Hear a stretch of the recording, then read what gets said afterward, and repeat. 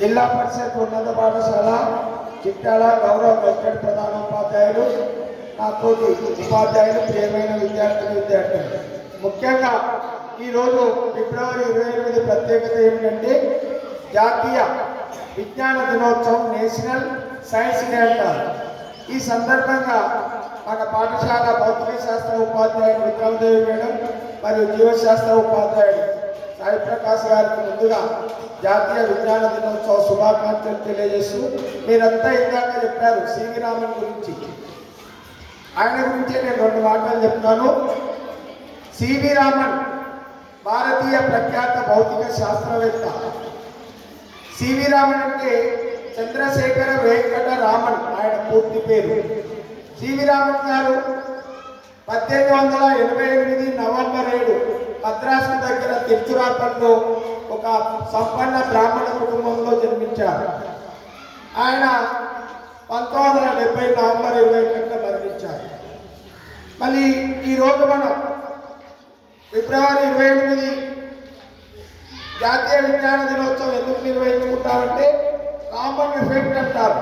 ఆయన 1928 ఫిబ్రవరి 28న రామన్ ఎఫెక్ట్ ధృవీకరించిన రోజు.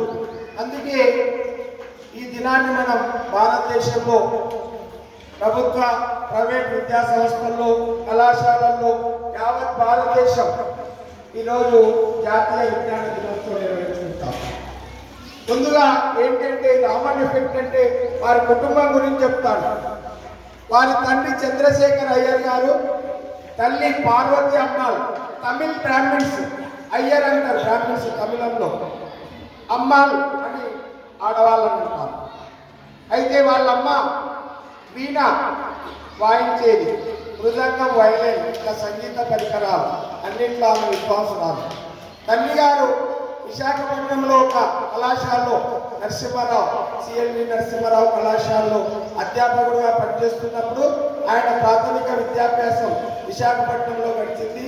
తర్వాత మెట్రికులేషన్లో ఫిజిక్స్లో గోల్డ్ మెడల్, తర్వాత మద్రాస్ ప్రెసిడెన్సీ కాలేజీలో ఎంఎస్లో ఫిజిక్స్లో కాలేజీ అంటే కళాశాలలో ఉత్తముడుగా ఉత్తీర్ణుడైండు.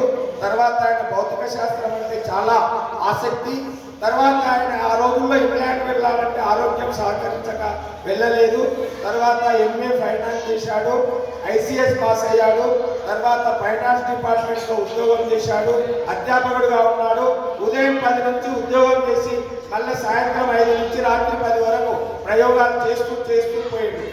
తర్వాత ఆయన ప్రయోగ జర్నల్స్ ఇంగ్లాండ్కు వెళ్ళవలసి వచ్చింది. ఇంగ్లాండ్ వెళ్తూ మళ్ళీ వచ్చేటప్పుడు సముద్రాన్ని గమనించింది. సముద్రము నీలి రంగులో ఉంది, ఆకాశం నీలి రంగులో ఉంది.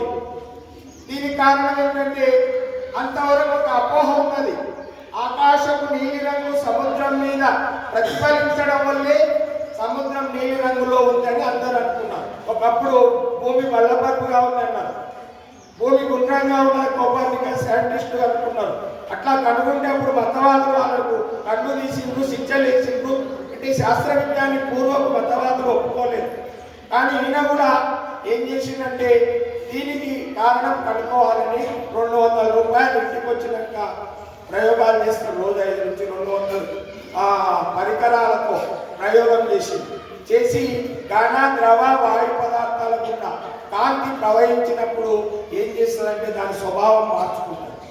అదే అంటే సముద్రంలో కూడా కాంతి కిరణాలు పరిక్షేపణం చెందడం వల్లనే సముద్రం నీలి రంగులో ఉంది, ఆకాశం నీలి రంగులో ఉన్నందుకు లేదని దీన్నే రామన్ ఎఫెక్ట్ అంటారు.